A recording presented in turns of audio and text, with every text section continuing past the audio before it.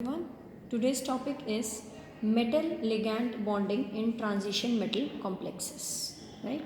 What are transition metal complexes? Transition metal complexes, for example, metal is being present in the center and ligand bounded by ligand with any charge over the complex or any anion, for example CO4 2 minus.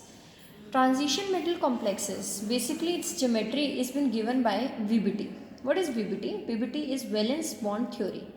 Valence bond theory told us the main feature of valence bond theory are the central metal atom in the complex provide a number of empty orbital. जो हमारे पास metal होता है उसके पास बहुत सारे empty orbital होते हैं. इसको मैं आगे भी एक्सप्लेन करूँगी स्ट्रक्चर्स के साथ.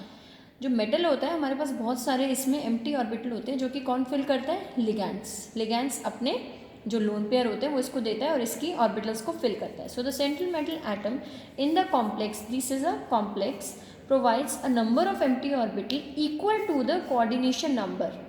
जो इस जितना कोऑर्डिनेशन नंबर क्या होते हैं? जितने नंबर ऑफ लिगैंड्स इसके साथ अटैच्ड होंगे, that is called coordination number.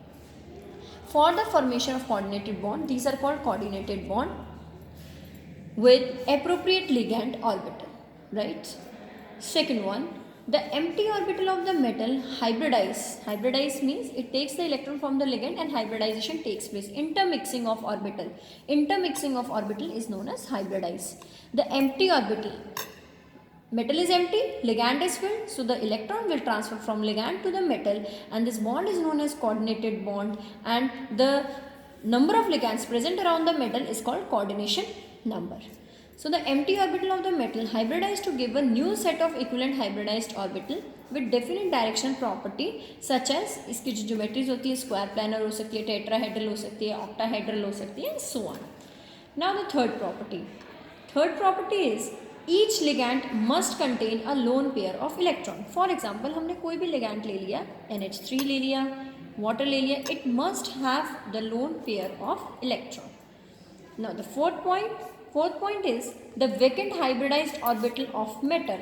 जो metal का vacant है orbital must overlap करना चाहिए किसके साथ? ligand के साथ. For example, हमारे पास metal है जो कि empty है, इसको fill किसके साथ होना है? ligand के साथ, जो कि ligand के पास इलेक्ट्रॉन है.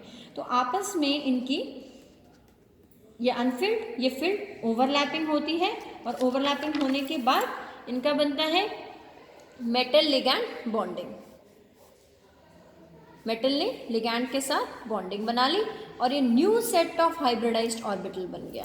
तो क्या हुआ? इधर लिगैंड ने मेटल को अपने लोन पेयर दिए. क्यों? क्योंकि मेटल खाली था, लिगैंड के पास इलेक्ट्रॉन थे, अपने लोन पेयर दिए. This is known as coordinate bond. और कितने लोन पेयर दिए? जितने नंबर ऑफ लिगैंड होंगे उतने लोन पेयर जाएंगे, which is known as coordination number. Right. Now the next point, fifth point, the number of unpaired electron in the complex predict the geometry of the electron. Basically जो geometry होती है वो हमें कैसे पता चलती है? ज्योमेट्री हमें पता चलती है नंबर ऑफ अनपेयर्ड, कितने पेयर्ड नहीं हो पाए हैं हमारे. तो जितने भी अनपेयर्ड इलेक्ट्रॉन होंगे वो हमें क्या बताएंगे? ज्योमेट्री के बारे में बताएंगे. ठीक है. फॉर एग्जाम्पल बहुत सारी ज्योमेट्रीज होती है. मैं ऑक्टाहेड्रल की बात करती हूँ. ऑक्टाहेड्रल में दो टाइप्स होते हैं. First is sp3d2 and second is d2sp3, right? Similarly tetrahedral की भी दो टाइप्स होती हैं, एक sp3 and एक dsp2. So these are the geometry. वो कैसे पता चलती है? हमें अनपेयर्ड इलेक्ट्रॉन से. Next main feature of VBT is it told about the low spin and high spin. What is this low spin and high spin? You already know the d orbital of metal. जो metal के d orbital होते हैं वो hybridisation में involve होते हैं. तो अगर इनर d ऑर्बिटल इन्वॉल्व हुए तो उसको हम ये भी बोलते हैं, इनर d ऑर्बिटल की जगह हम लिख सकते हैं n-1 d ऑर्बिटल, ये भी बोला जाता है. और अगर आउटर ऑर्बिटल इन्वॉल्व हुए हैं जिसको कि हम बोलते हैं nd ऑर्बिटल, तो उसको हम बोलेंगे लो स्पिन में है और इसको हम बोलेंगे हाई स्पिन में है. फॉर एग्जाम्पल हम एक एग्जाम्पल लेके देखते हैं. एक मैंने ट्रांजिशन मेटल कॉम्प्लेक्स लिया है FeCN6 4-. तो first step is to calculate the coordination number of this Fe. right? We take X, the charge on cyanide is -1, 6 into -1 is -6 and complex is -4, so X is equals to -4 plus 6, total charge is +2, right? And what is the configuration of iron? You already know the configuration of iron is argon 3d6 and 4s2. अब iron 2+ की अगर बात करें, 2+ means 2 electron चले गए, तो argon रह गया, 3d6 रह गया, 4s2 बाहर चला जाएगा क्योंकि 2 इलेक्ट्रॉन चले गए। तो अब अगर हम इनकी हाइब्रिडाइजेशन बनाना चाहें तो किस तरीके से बनाएंगे?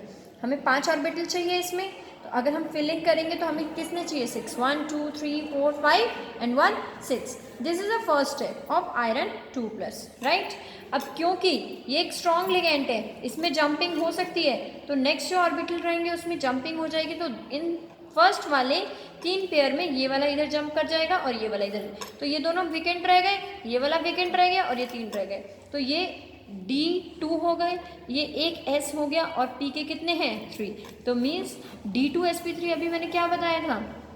इनर वाले d ऑर्बिटल इन्वॉल्व हुए हैं इसलिए लो स्पिन बोला गया है, तो इनर ऑर्बिटल हमारे इन्वॉल्व हुए हैं इसलिए इसको लो स्पिन बोला गया है, इसलिए इसकी जो हाइब्रिडाइजेशन होगी वो होगी D2sp3। So final result is FeCN6 4- is D2sp3. This is the hybridization of this complex. Thank you.